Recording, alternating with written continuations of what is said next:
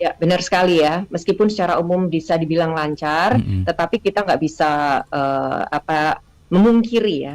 Ada permasalahan-permasalahan yang ini memang harus diperbaiki gitu. Mhm. Yang pertama sudah jelas memang adalah kondisi di jalan tol dan arteri ya. Hmm. Karena ternyata kendaraan yang melalui jalan-jalan ini dari catatan kami itu meningkat hampir 400% dibandingkan hari Wow. biasa.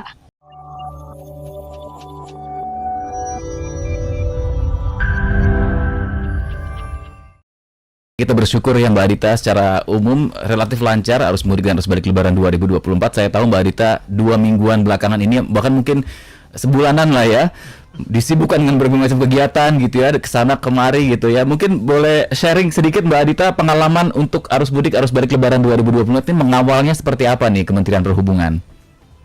Ya, benar sekali ya bahwa persiapan menjelang mudik itu memang sudah dilakukan berbulan-bulan sebelumnya. Hmm. Tapi memang ini blessing kita itu antara Nataru dengan Lebaran itu nggak terlalu jauh Dekat. ya. Iya, Cuma 3 bulan kan. iya betul. Jadi artinya Nataru itu juga menjadi test case buat kami ya Hmm. untuk melihat seperti apa pergerakannya dan bagaimana ini menjadi persiapan awal menuju ke arus mudik gitu. Mhm, mhm. Nah, dalam kurun waktu antara akhir tahun dan Maret, itulah yang kemudian kami fokus mempersiapkan untuk penyelenggaraan angkutan lebaran di mudik ya. Mhm, Dan tentu yang paling utama pertama kali adalah koordinasi dengan lintas sektoral. mhm, Karena Kemenhub kan nggak mungkin bekerja sendiri, pasti mhm. harus bersama kementerian dan lembaga yang lain, khususnya Kementerian PUPR ya. Ya, Karena ini jalan tol kan ada di bawah wewenangnya Kementerian PUPR, betul. juga bersama Kepolisian Republik Indonesia, karena mereka lah yang nanti akan melakukan pengawasan dan law enforcement Mhm, ketika terjadi traffic atau lalu lintas. mhm. Lalu juga dengan pemerintah daerah, karena banyak jalan itu kan juga sebenarnya jalan daerah ya, Betul. dan wewenang kepolisian juga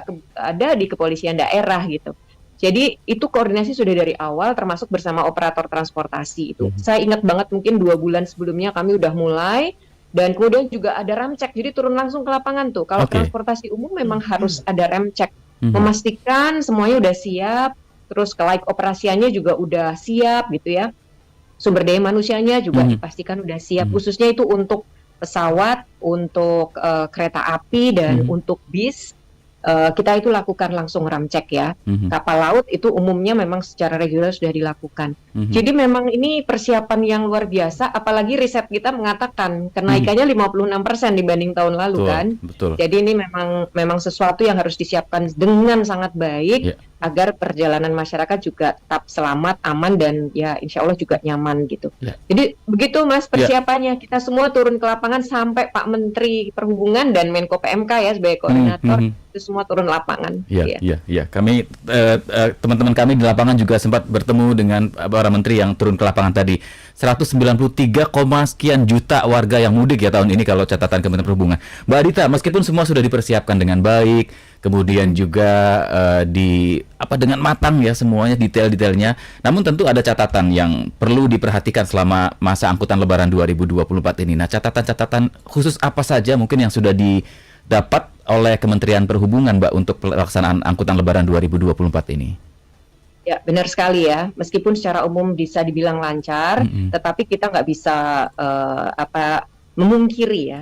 Ada permasalahan-permasalahan yang ini memang harus diperbaiki gitu. Mhm. Yang pertama sudah jelas memang adalah kondisi di jalan tol dan arteri ya. Hmm. Karena ternyata kendaraan yang melalui jalan-jalan ini dari catatan kami itu meningkat hampir 400% dibandingkan hari Wow. biasa.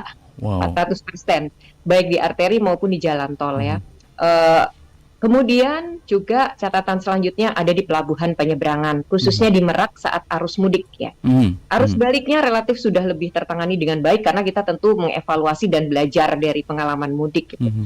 Jadi 2 titik krusial itu ya. Yang lain, udara, kereta api, kapal, relatif tidak ada permasalahan yang berarti ya Mas ya. Mhm. Mhm. Memang ada kepadatan, mungkin juga di penerbangan ada keterlambatan, tetapi hampir semuanya masih bisa ditolerir gitu. Mhm. Mhm. Nah makanya 2 catatan soal kondisi jalan tol Mhm. dan penyeberangan ini yang betul-betul menjadi perhatian kami. Mhm. Dan juga Pak Presiden pun menaruh perhatian. Beberapa hari yang lalu nih sekaligus cerita nih Pak Menhub dipanggil langsung oleh Pak Siap. Presiden Mhm. dan langsung diberikan masukan terkait dengan evaluasi mudik. Memang beliau sangat concern terhadap permasalahan penyeberangan. Oh. Jadi ini juga yang terus terang memang membuat kami harus melakukan evaluasi yang betul-betul matang ya untuk persiapan Nataru maupun Lebaran tahun depan. Nah itu Mas, dua hal itu. Kalau kita coba potret lagi, memang di jalan tol ini peningkatan penggunaan kendaraan pribadi itu luar biasa besar ya. Ada dari Jasa Marga saja ya, ini belum operator jalan yang lain, itu hampir 2 juta kendaraan yang keluar dari Jabodetabek hanya ke timur ini, belum yang ke barat, yang ke selatan dan sebagainya. Itu sebanyak itu ya, dikali berapa tuh orangnya di dalam kendaraan kan gitu. Dan sementara kapasitas jalannya itu aja gitu kan. Jalan tol Trans Jawa cuma itu. Kita punya memang jalan di selatan, tetapi mungkin ini juga salah satu yang akan kita benahi tahun depan ya.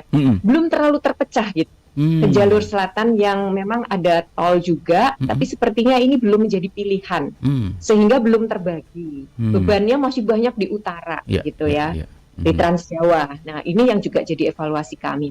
Skema rekayasa lalu lintas sudah diberlakukan, tapi ternyata volumenya begitu besar sehingga mengurai kepadatannya juga butuh waktu.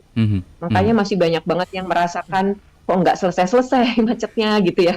Karena ketika mau direkayasa pasti ada dampak ke arteri kan. Nah, arterinya juga udah padat banget tuh Mas.